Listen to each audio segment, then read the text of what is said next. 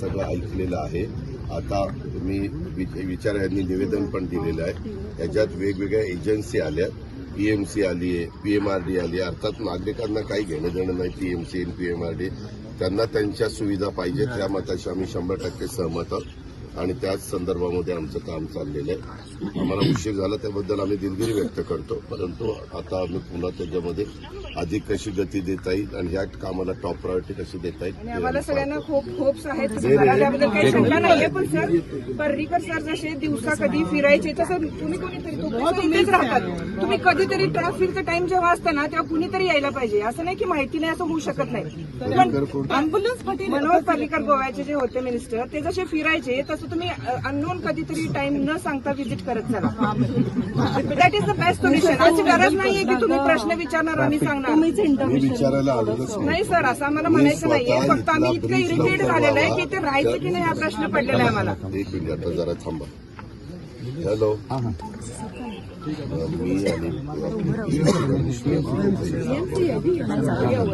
आम्ही ज्या एरियात आता थांबलेलो आहे तो एरिया पीएमआरडी खरं तो आता आपण पीएमसीकडे हँडओव्हर केला पाहिजे.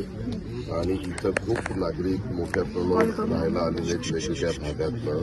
त्यांना तिथं ज्या ओपन स्पेस मोठ्या मोठ्या बिल्डरनी ज्या सोसायट्या बांधलेल्या आहेत किंवा कन्स्ट्रक्शन केलेलं आहे तिथं त्यांना गार्डन किंवा इतर ज्या काही सुविधा लागतात त्या सुविधा देण्याची गरज आहे.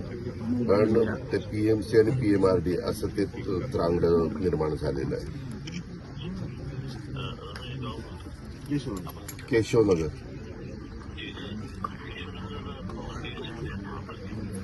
नाही आता महानगरपालिकेत पीएमसी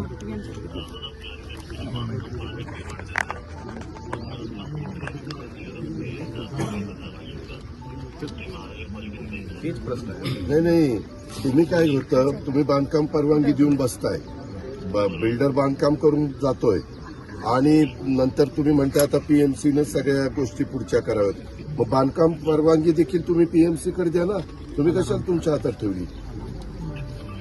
नाही, पूर्वी चूक झाली, दुरुस्त करा.